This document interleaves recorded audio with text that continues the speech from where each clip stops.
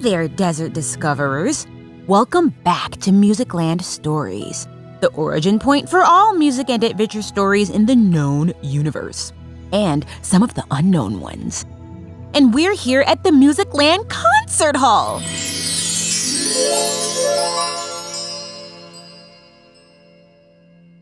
It's your friend the conductor here, and I'm so glad you can join us for this desert adventure.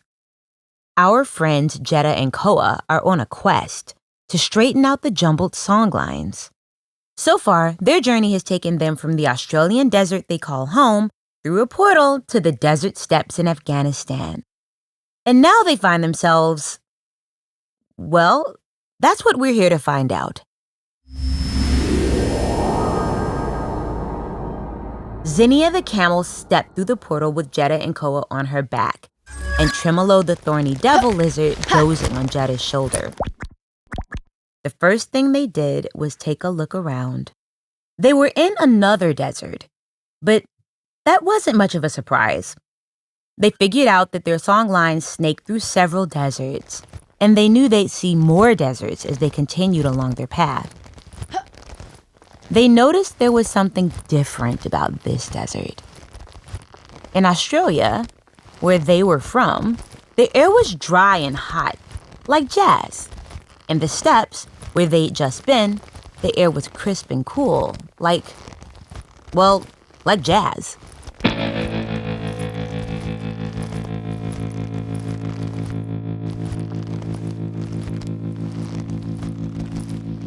But here, the air felt low and damp, like a thick, juicy bass line. Jedda felt like when she took a deep breath to play her mandible, that second when her lungs were filled with as much air as they could hold, ready to sound a note.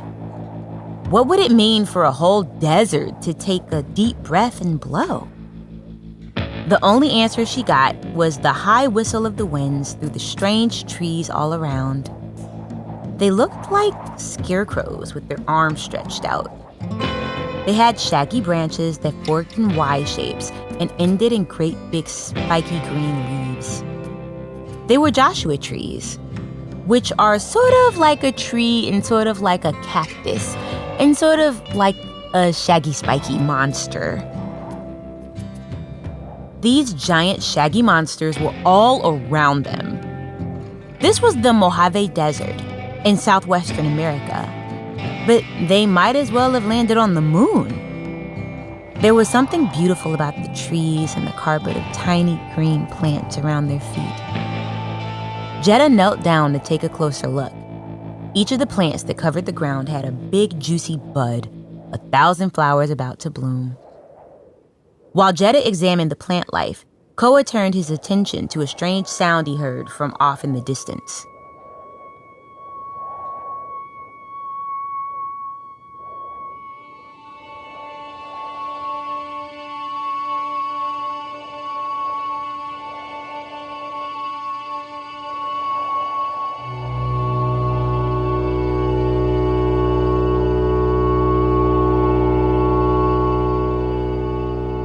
There was a single note, a high and lonesome sound. It was joined by another note, a little lower, and then a third on the bottom. But the three notes didn't fit together. All three notes stopped, and then he heard someone, or something, let out a great sad sigh.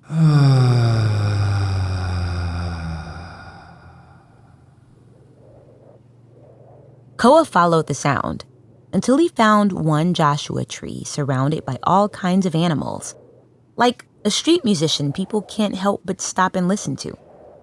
In the audience, there was a bighorn sheep, 2 tortoises, a horde of Gila monsters, a random number of roadrunners, along with a collection of collared lizards, and maybe a mountain lion.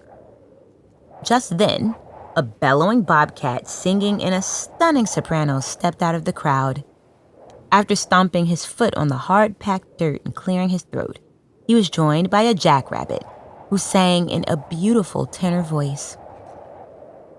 Koa was shocked the animals could sing so well. But that surprise was nothing compared to what came next.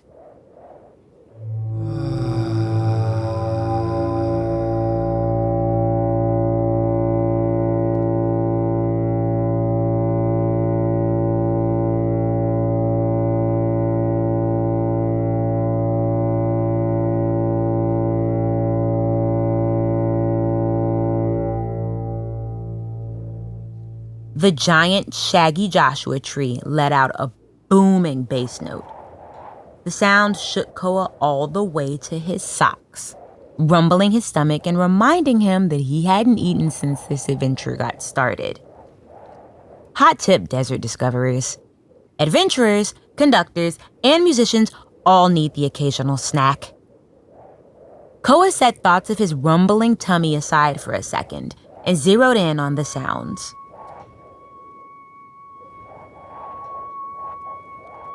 The notes sounded beautiful on their own, but like before, they didn't fit together.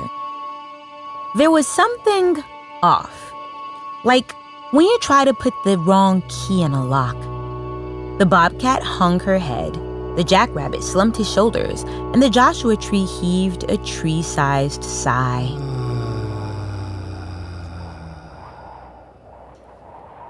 You know what? Let's do the science on this. Take a minute. Pull in the deepest breath you can manage, so your belly pops out and your chest puffs up. Now, on 3, let it out in the biggest, saddest sigh you can. Like you just found out that instead of going out for ice cream, you got extra math homework. Ready? 1, 2, 3.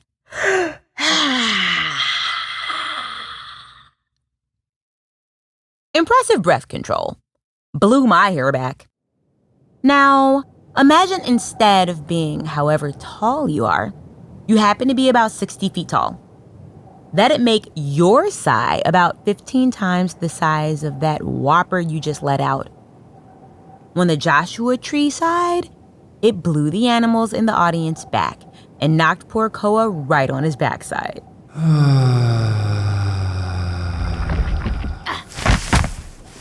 Koa got up, dusted himself off, and decided to find out what was making this tree so darn sad.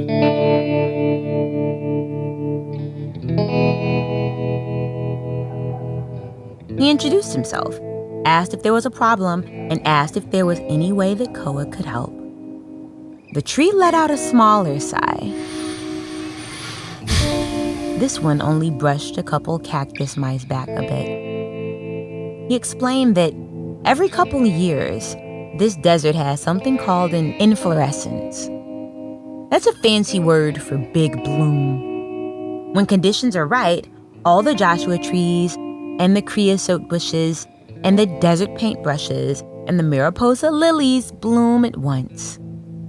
It was a rare and beautiful thing, and the Joshua tree hadn't seen it happen since he was no bigger than a shrub, which was saying something because Joshua trees can live for over 100 years. Almost everything was exactly right for a big bloom. You could feel it in the air. Things had to be moist and cool and calm, just like now. The sun had to be at a perfect evening angle in the sky, and it was getting there. But, the Joshua tree said, there was one problem. The big bloom needed the perfect note to kick it off. And one note wasn't enough to do the trick. It had to be a chord. A chord is 3 or more notes that fit together just right. They come in all sorts of flavors. Major,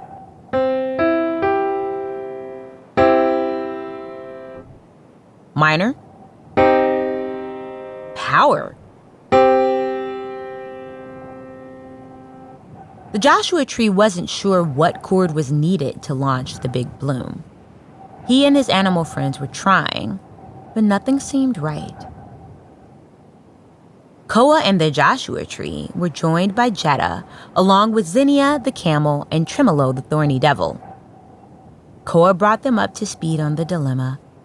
He figured it was a matter of finding the right combination.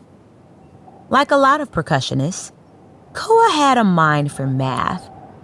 He took a head count of all the animals gathered around the Joshua tree, plus the tree itself, which came out to 13. Then he did a quick calculation in his head. "Good news," he said. "We only have to try 1,716 combinations before we find the right one." That made everyone sigh. The Joshua tree pointed out that they only had a little time left before the sun passed the perfect spot to spark the big bloom. Zinnia pointed out that Koa forgot to count their little group of 4. Koa checked the math and figured that brought the possible number of combinations of 3 up to 4,080. Tremolo mentioned that a chord didn't have to have just 3 notes. There could be 4 or 5, even 12, because there are 12 notes in a scale. Koa's brain was mathing so hard that smoke might have come out of his ears. Jedda had something else they could try. She pulled out her mandible and showed it to the Joshua tree. "This used to be a tree too," she explained. "I made it from a branch of a eucalyptus tree. Maybe your singing and my playing are part of the right chord." The Joshua tree agreed it was worth a try. So he sounded his booming bass, and Jedda played the low tone of her mandible, which seemed to fit perfectly with his note.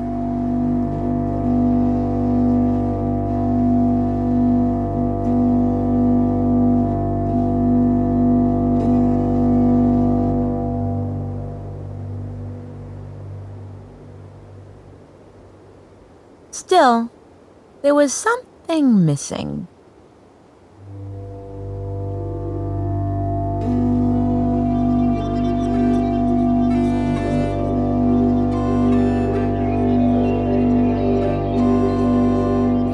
All the animals tried, quietly, to find the right note to complete the chord. It sounded like a tiny orchestra warming up. Finally, a tiny roadrunner strutted forward.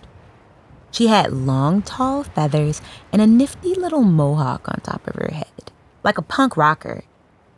She pecked at the ground because she was shy, then lifted her beak and let out a resounding high note, the perfect complement to Jedda's instrument and the Joshua tree's singing.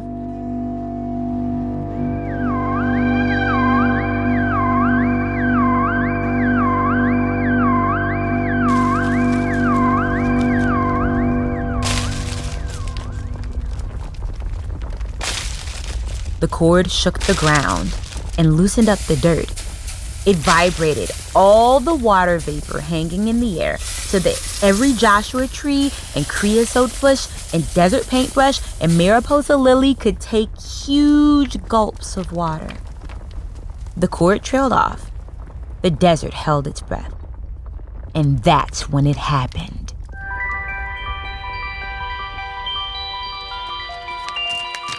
All at once, the desert began to bloom and blossom. There was the desert paintbrush with tendrils of orange. There was the Mariposa lily unfurling in brilliant gold. Jedda and Koa looked around, dazzled by the colors of the desert. They looked back at the Joshua tree, which didn't seem to have bloomed yet. In fact, all the animals were watching to see what was going to happen with the big, shaggy, spiky tree. Very softly, Koa asked, "Is everything okay?" The Joshua tree took a deep breath in, bringing in all that moisture from the air, soaking up that perfect just before sunset light. Huge white flowers burst out of the ends of every scraggly branch on the Joshua tree. They looked like popcorn, which made Koa's stomach grumble once again. They made the Joshua tree even more beautiful. All the animals, including Jedda and Koa and their friends, broke out in thunderous applause. As the applause died down and the sun set, the animals wandered off to explore all of the colors and flowers of the big bloom. The Joshua tree thanked Jedda and Koa. Without them, they never would have kicked off the big bloom. They needed that special sound. I guess you'd call that a sonic bloom.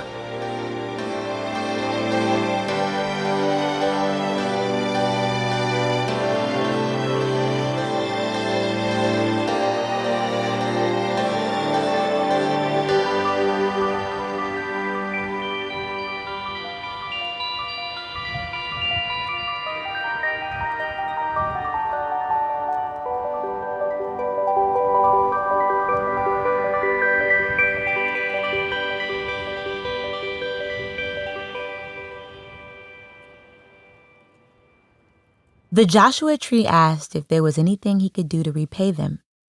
They assured him he didn't need to do anything like that. But they did wonder, any chance he'd seen a portal around? About yay high makes a sound like...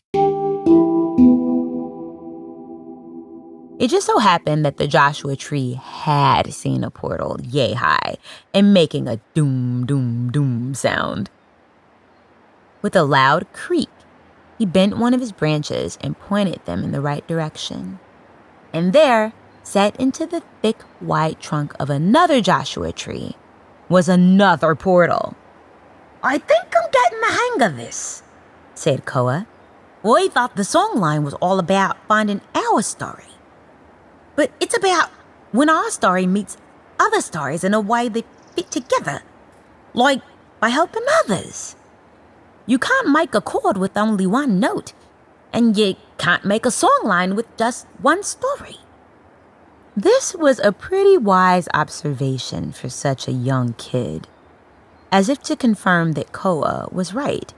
Who should pop their head through the portal but me? Jedda and Koa told me everything that happened, and I played a little note of my own and sent them on to the next piece of their songline.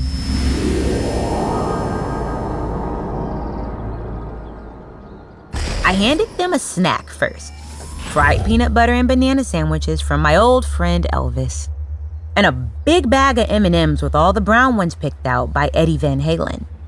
Enough to keep them going to the next stop, wherever that was. Me? I'm gonna hang around here a bit. I mean, the Mojave Desert? In bloom? At twilight? You don't portal into that every day. You all are welcome to keep exploring. I'm going to check out over that hill. Till next time, Desert Discoverers, this is your conductor. Out!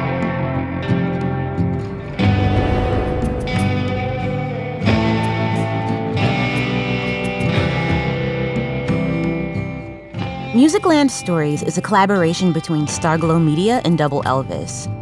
Executive producers from Double Elvis are Jake Brennan and Brady Sadler. Executive producers from Starglow Media are Jed Baker and Agarenish A. Palmer. This episode of Musicland Stories was written by Bob Kroll. Alessandro Santoro is our showrunner. Narration by me, Nikki Lynette.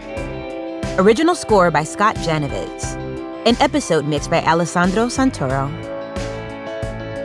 Grown-ups, you can find more ad-free audio fun for the whole family by subscribing to Starglow Plus on Apple or wherever you listen to podcasts.